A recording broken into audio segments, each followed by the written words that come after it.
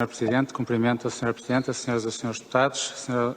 Doutora Nazaré Costa Cabral e os restantes elementos do Conselho de Finanças Públicas que aqui acompanham. Agradeço a vossa presença, é um gosto revê-los aqui na Assembleia.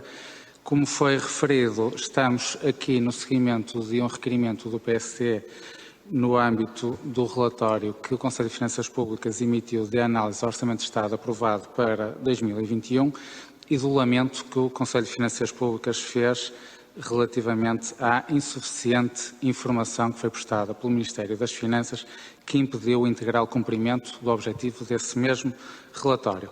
Apesar do nosso requerimento ter sido em fevereiro, por vários motivos, só agora foi possível realizar esta audição, mas infelizmente o tema mantém-se ainda muito atual, isto porque o Governo lida muito mal com reguladores e entidades independentes. O Conselho de Finanças Públicas queixa-se de falta de informação. Também a UTAU já se queixou várias vezes do mesmo, que não tem acesso à informação, que o Governo escondia a informação. A CMVM tem as receitas próprias cativadas. A ASF diz que não tem recursos suficientes para exercer a sua atividade e, relativamente ao Banco de Portugal, todos nos lembramos que o Governo quis alterar o modelo de supervisão, quis alterar porque, a partir do momento em que Mário Centeno foi para Governador do Banco de Portugal, essa vontade desapareceu e já lá vai mais de um ano que nunca mais ouvimos falar dessa muito urgente revisão do modelo de supervisão. Portanto, não podendo acabar com os reguladores e entidades independentes, o Governo tenta coartar a sua atividade e, infelizmente, não faltam exemplos. Só quando o Governo nomeia alguém do PS para estes órgãos é que estes órgãos deixam de ser um problema. Mas nós estamos aqui para ajudar. Aquilo que nós queremos tentar perceber da leitura do vosso relatório é se as dificuldades no acesso às informações que foram referidas se devem, por um lado, a lacunas na lei que devem ser suprimidas ou então a normas que devem ser clarificadas, ou se, pelo contrário, a legislação existente é adequada e as dificuldades de prestar informação são criadas pelo Governo ao não colaborar, o que está a incumprir a lei. Queremos, portanto, saber aquilo que temos que fazer para obrigar o Governo a cumprir a lei. Isto porque esta informação que consta deste relatório é muito importante, não só para os cidadãos de uma forma em geral, mas também, por exemplo, para os investidores, nomeadamente os investidores estrangeiros, por exemplo, que investem na nossa dívida pública, porque sabemos que quanto mais e melhor for a informação, mais atenção conseguiremos captar destes investidores. Isto será bom para todos. Um dos problemas que os investidores destacam relativamente a Portugal é a permanente dúvida de qual é que é o déficit em Portugal e pedem sempre que uma entidade independente determine esse déficit. Portanto, seria proveitoso para todos, nomeadamente para o próprio Governo, que o Conselho de Finanças Públicas, bem como todas as outras entidades, tivessem acesso a toda a informação para poder esclarecer toda a gente.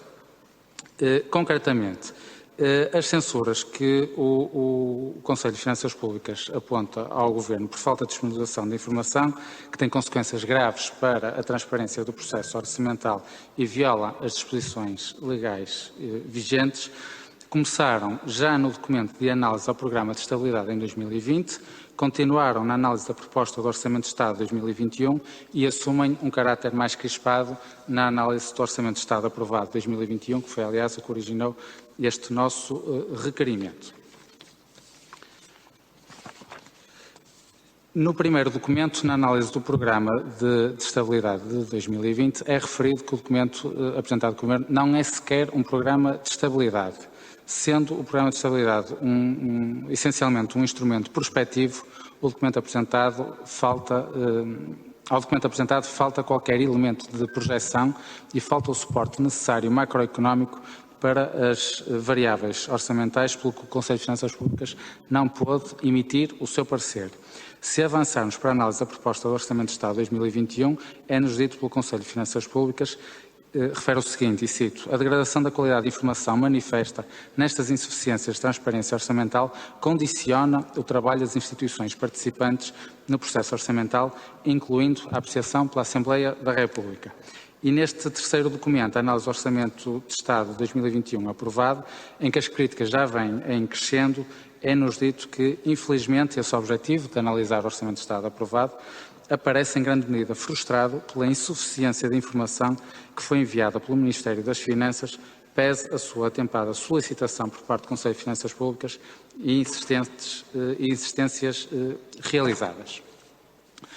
Para espanto do Conselho de Finanças Públicas, na leitura dos mapas de lei supostamente atualizados, que resulta do somatório das alterações aprovadas no âmbito do processo orçamental, estas alterações somam um valor insignificante de 10 milhões de euros, que é um valor que se pode dizer, no mínimo, que é surpreendente. Primeiro porque o Governo se contradiz a si próprio. Logo no primeiro dia das votações, o Governo criticou o PST por ter aprovado 21 propostas de alteração em coligações negativas que teriam um impacto de 20 milhões de euros. Senhores deputados, peço apenas que termine. Vou só concluir então esta parte e depois continuo o resto numa segunda ronda.